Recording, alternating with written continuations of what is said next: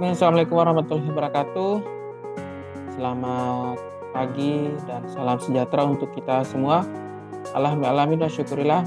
Pada video kali ini kita akan membahas bagaimana menginput jurnal pembelajaran, kemudian melakukan absensi, menginput nilai di sistem akademik Poltekkes Kemenkes Palu menggunakan aplikasi dari vendor Sevima gitu ya. Sebelumnya saya akan share ya akun dari saya gitu ya.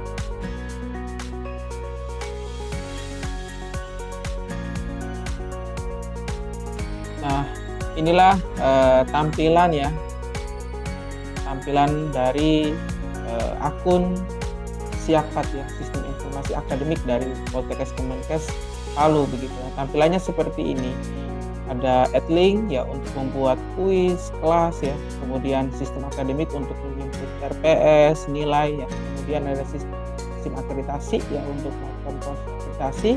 Kemudian SIM kepegawaian terkait dengan data kepegawaian, dan terakhir adalah SIM CBT untuk melakukan proses ujian, baik itu ujian UTS ataupun UAS, menggunakan komputer sebagai media dari ujian.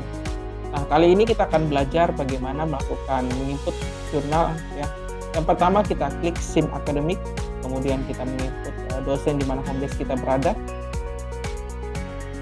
Kemudian inilah tampilan pertama ya dari SIM akademik itu. Ini masih kosong karena kelas belum dibuat ya. Kemudian kita melihat ya daftar mata kuliah yang dibebankan oleh institusi setiap prodi kepada dosen sebagai pelaksana. Di sini perkuliahan, kemudian kelas kuliah. Di sini sudah mulai nampak ya beberapa mata kuliah yang diampu oleh dosen selama 1 semester berjalan. Di sini sudah beberapa ya.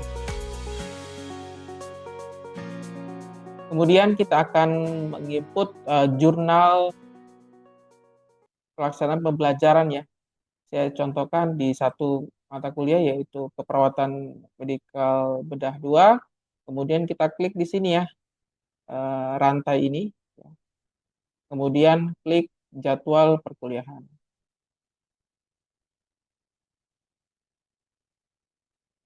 Nah, di sini sudah mulai nampak ya jurnal pembelajaran ya. Ini sebelumnya sudah kita input ya karena proses mengakhir semester untuk pelaporan di BKD Sister juga begitu, sehingga ini sudah selesai. Namun saya akan satu contohkan saja ya di poin terakhir begitu ya. Caranya membuatnya adalah yang pertama kita klik tambah ya. Klik tambah.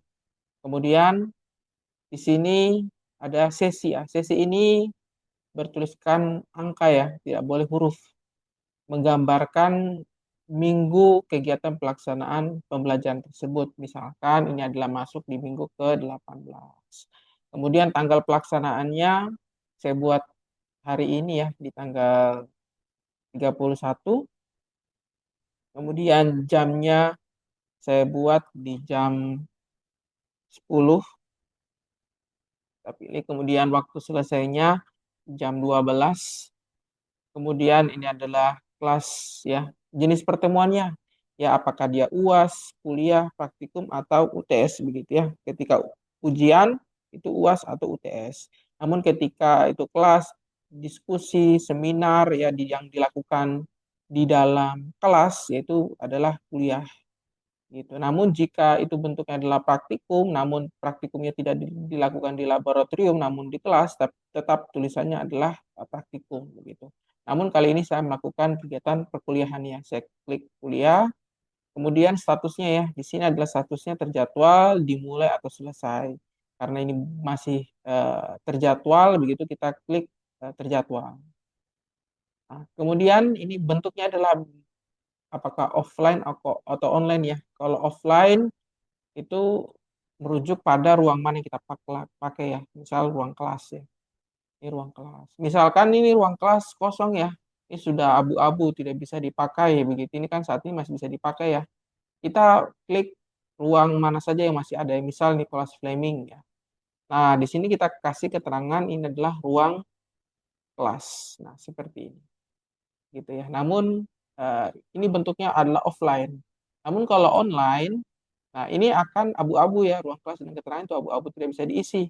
Yang bisa diisi adalah URL kuliah online. Jadi ini adalah link, misal kita menggunakan aplikasi Zoom ya, berarti linknya kita inputkan ke kuliah online ataupun menggunakan Google Meet ya, bentuk apapun itu, silakan di upload URL-nya di sini. Karena ini adalah bentuknya offline, maka saya pilih offline. Kemudian ini dosen mengajarnya adalah saya sendiri ya, kita cari nama kita, clue-nya saja. Kemudian di sini kita bisa melampirkan materi ya, materi apa yang akan dibahas begitu. Nah, di sini kita bisa upload ya. Kemudian di sini ada dokumen presensi ya. Itu biasanya kita ada kegiatan foto dokumentasi ya di kelas begitu untuk pelaporan logbook juga. Itu fotonya bisa diupload di sini sebagai dokumen presensi. Kemudian dokumen jurnal, ya, dokumen jurnal. Kemudian di sini adalah rencana materi. Rencana materi ini diambil dari RPS ya, di bagian CPMK. Misalkan mahasiswa memahami tindakan asuhan keperawatan pada pasien preoperatif. Misalkan seperti itu ya CPMK-nya. Kemudian realisasi materinya adalah itu bahan ajarnya. Misal materinya adalah overview perioperatif. Kemudian asuhan keperawatan preoperatif. Kemudian yang ketiga,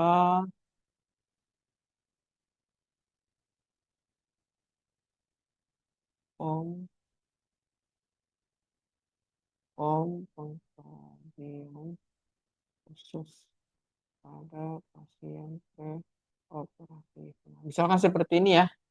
Ini adalah CPMK-nya, kemudian realisasi materi, materinya adalah bahan ajar apa yang disampaikan. Misalnya sudah terisi, jangan lupa langsung naik ke atas adalah di sini. Nah, di sini pastikan sudah ada tulisan ya, perkuliahannya berhasil ditambahkan. Kemudian kita lihat ya, kita kembali lagi di jurnal yang sudah kita buat ya, itu ada di poin paling bawah ya. Ini sudah kita lihat di Sabtu tanggal 31 di jam sekian, ada dilakukan kuliah ya. Bentuknya kuliah, kemudian dosen menghapus siapa begitu. Nah, inilah sudah kita bentuk kelasnya begitu ya. Ini sudah kita buat jurnalnya. Namun ini belum dilaksanakan. Misalkan sudah dilaksanakan ya, kita klik lagi di sini yang rantai ini. Kemudian kita klik mulai perkuliahan. Kita klik yakin. Ini sudah mulai ya, perkuliahan berhasil dimulai begitu. Nah, berubah dia di sini. Yang tadinya terjadwal kemudian dimulai. Nah, ini kalau sudah model seperti ini dimulai kelasnya, berarti kita sudah bisa melakukan presensi ya. Karena ketika masih kelasnya terjadwal, itu mahasiswa tidak bisa melakukan presensi. Oleh karena itu kelasnya harus diubah, dimulai dulu. Nah, kemudian bagaimana kita melakukan presensi? Nah, klik di sini ya. Ini adalah presensi kelas. Ya, kita klik di sini. Kemudian di sini muncul form kelas yang kita sudah gunakan. Nah, ini beberapa contoh ya, salah satunya yang sudah dilakukan. Misal di tanggal 3 Maret ya, realisasinya CPMK-nya ini, realisasi materi seperti ini. Mengajar Ibu Alfrida. Kemudian di sini sudah terlihat jelas ya, yang hadir berapa, terus berapa persennya, begitu. Sehingga tergambar di sini. Nah, pada saat saya input tadi, ini kan kelasnya masih kosong ya. Jadi saya pilih kelasnya nomor 13, kemudian materi yang dia sampaikan, nah di sini masih kosong. Ya kita harus melakukan absen. Kita klik di sini ya, isi presensi. Kemudian di sini kita klik ya, jika untuk mengabsen semua mahasiswa. Kemudian kita centang dulu, Kemudian kita mencari mahasiswa mana yang tidak hadir ya. Misalkan mahasiswa atas nama poin pertama Dea gitu ya. Dia tidak hadir. Nah, di sini ada keterangannya. Keterangannya apa? Apakah dia alfa, izin, atau sakit ya? Disesuaikan dengan keterangan mahasiswa tersebut. Misalkan dia sakit ya, kita klik di sini. Jika sudah selesai, jangan lupa disimpan ya. Simpan. Nah, ini akan muncul nih ya. Di kelas 13 ada 37 mahasiswa dengan sekian persen kehadiran ya.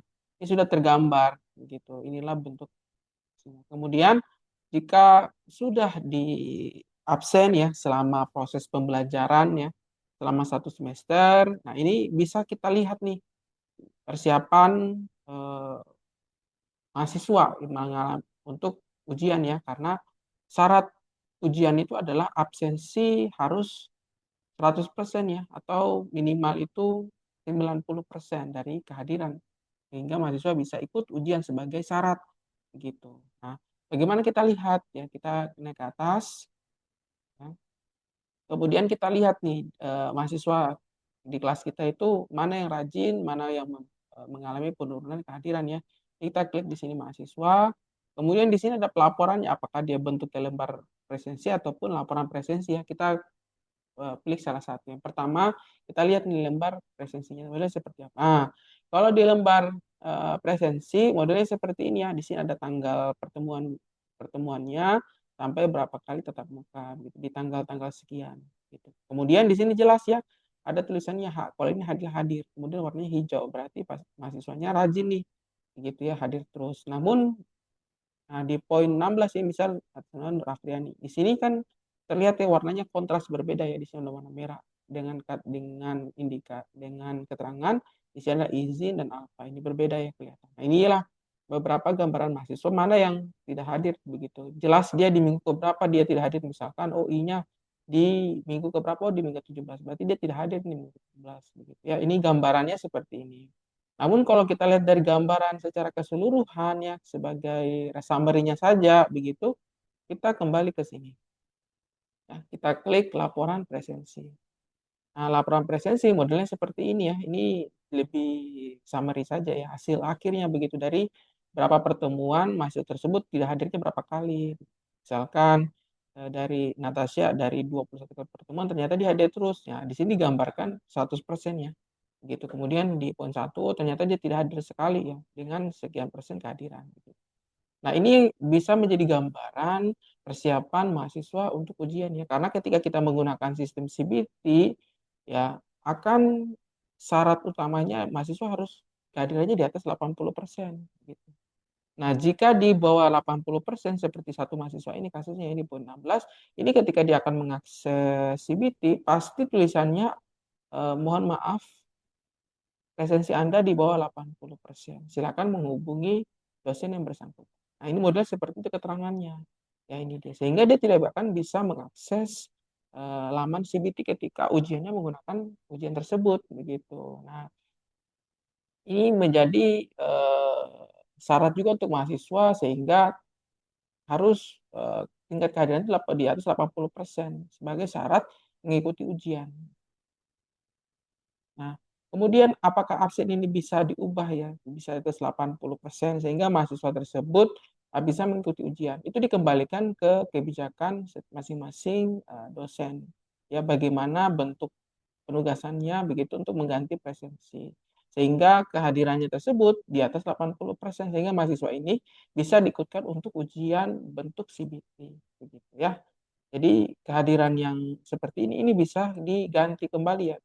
Cara menggantinya bagaimana? Nah, ini kita lihat ya, misal tadi ya di poin terakhir ya. Poin terakhir tadi ini kita klik isi presensi, kemudian kita mau mengubah ya, misal si Dea tadi dia sudah mengubah memberikan ujian ya, memberikan tugas sebagai pengganti presensi. Boleh kita langsung ganti hadir ya. Hadir. Nah, ini bisa diganti ya. Kemudian jangan lupa disimpan gitu. Nah, ini kembali menjadi 100 ya. Sehingga nanti ketika dilihat summary-nya, summary kembali ya, lembar presensi, ya dia tadi sudah 21, artinya 100% hadir. Nah, seperti itu. Nah, untuk mengganti itu dikembalikan ke kebijakan masing-masing dosen atau institusi atau prodi ya, begitu. Sehingga eh, apa mahasiswa pun bisa mengikuti ujian ya begitu. Nah, ujiannya kalau sudah menggunakan CBT itu syaratnya adalah absensi di atas 80%. Nah, ini sebagai summary-nya ya atau hasil dari kehadiran mahasiswa. Dan ini akan dilampirkan di BKD dosen ya. Ini kemudian nanti ditandatangan oleh Kaprodi ya. Ini tanda tangan langsung oleh beliau begitu. Cara printnya bagaimana? Ini ya. Di sini ya tinggal dicetak saja, baik itu bisa di print ataupun disimpan dalam bentuk PDF ya. Ini misal disimpan dalam bentuk PDF, save as PDF. Nah, itu dia. Kemudian silakan disimpan ya. Ini potret, jangan lupa di save. Kali save. Nah, itu dia. Sudah disimpan ya. Begitu. Bentuknya seperti ini nanti. Gambaran. Nah, ini untuk melihat summary dari absen mahasiswa ya yang akan dilaporkan di BKD dosen begitu ya. Nah, kemudian kita kembali lagi ya di sini. Kita mau lihat nih selain mahasiswa absen juga, di situ ada juga dosen yang melakukan absensi ya.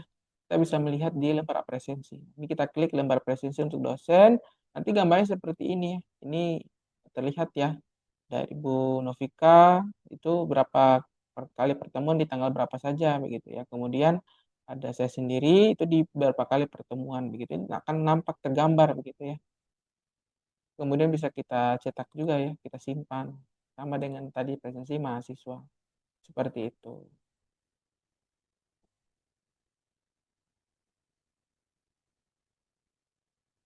Tergambar. Nah, kemudian ya setelah melakukan perkuliahan dan ujian ya, kita akan melakukan penginputan nilai ya. Ya, misalkan kita akan menginput nilai ya di mata kuliah begitu, ya kita kembali dulu di menu tadi ya, menu mata kuliahnya nilai mata kuliah mana yang akan kita input ya. Nih, kemudian misal saya akan input nilai mata kuliah di manajemen keperawatan ya. Nah, kita klik di sini di rantai ini ya. Kita klik di rantai, kemudian kita klik nilai perkuliahan. Kita klik, kemudian nampak di sini ya. Nah, ini adalah hasil nilai dari mahasiswa ya. Kita lihat di sini ada beberapa komposisi nilai. Itu tugas individu, UTS, dan UAS dengan pembagian 100% dibagi 3, di mana komposisi UAS itu mendapatkan nilai tertinggi ya, yaitu 50%. Kemudian UTS itu 30% dan tugas individu adalah 20%. Gitu. Nah, apakah ini bisa diubah begitu ya? Ini disesuaikan dengan pedoman akademik ya di institusi masing-masing. Cara mengubahnya bagaimana? Ini kita klik di sini di aksi, ya. Kemudian kita klik komposisi nilai. Ini bisa kita ubah ya. Ini ya, di sini tadi ada UTS, UAS, dan tugas individu. Cara mengubahnya bagaimana? Ini kliknya di sini ya. Di klik pensil ini kita ubah. Misalkan kita mau ubah itu adalah 15%, misalnya 15% ya.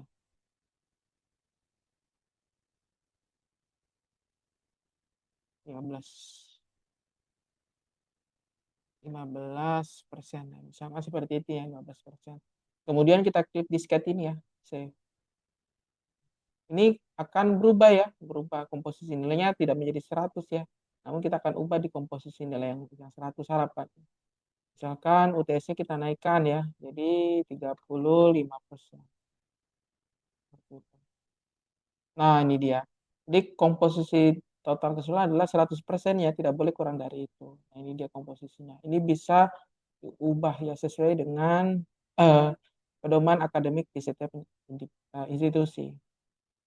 Ini kita kembalikan dulu ya, karena tadi di Poltekkes Palu dengan komposisi nilai seperti ini ya. Ini sudah sesuai dengan pedoman akademik. Kita kembalikan dulu. Ya.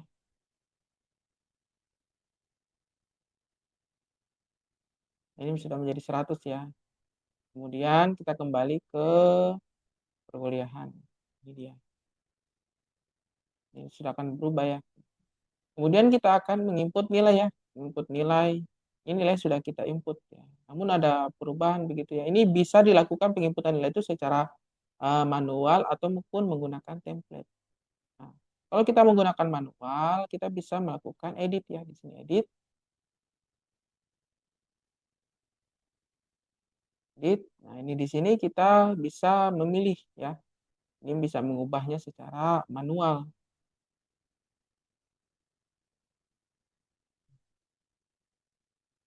Kan tadi ada perubahan.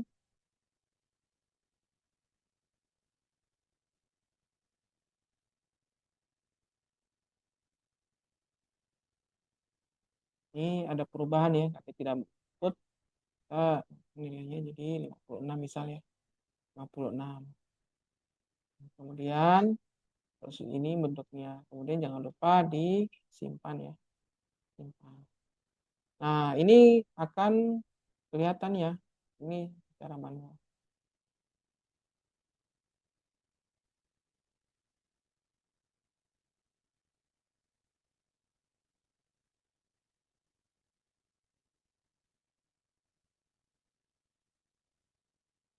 Nah, ini tadi ya, sudah ada keterangannya tadi dia ya.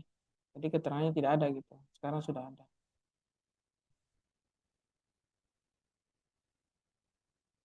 Ya, ini seperti ini ya untuk edit manual. Namun kalau kita menggunakan template, kita klik di sini ya, aksi, kemudian upload Excel gitu ya.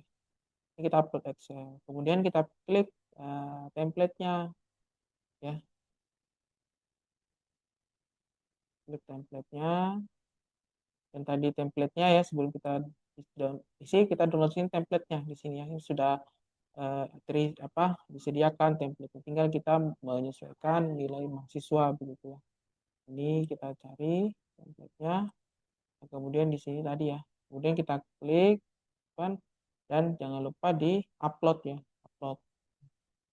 Karena tadi saya sudah mengisi nilainya, saya batalkan saja ya. Namun ketika pelaksanaannya nanti masih pertama kali, itu langsung diupload saja Excel-nya, tidak apa-apa.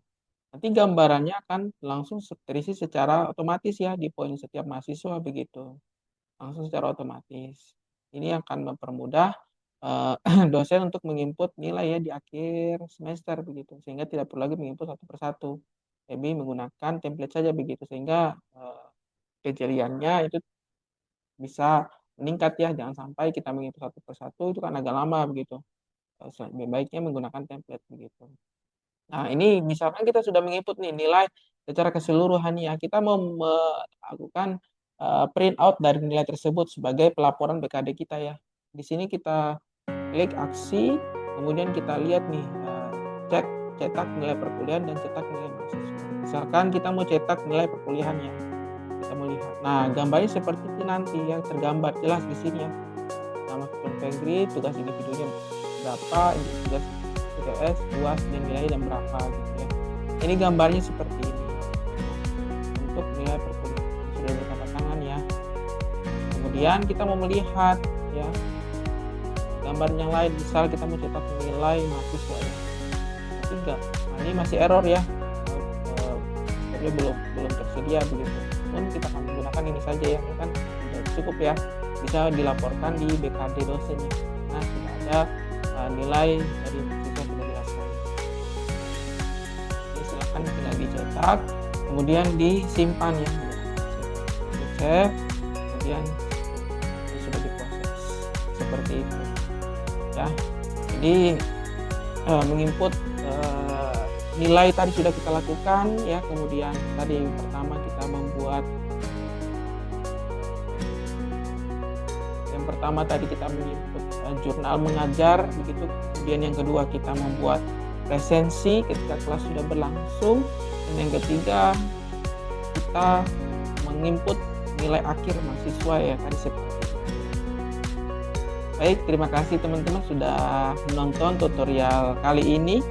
Next video kita akan membahas bagaimana membuat ujian ya di jurnal mengajar kita sehingga tergambar jelas di jurnal mengajar kita ya selama satu semester, bukan hanya praktikum saja, teori saja, namun ada ujian yang di-input di jurnal mengajar kita, sehingga beragam pilihan di jurnal mengajar kita ya begitu. Jika nanti dilakukan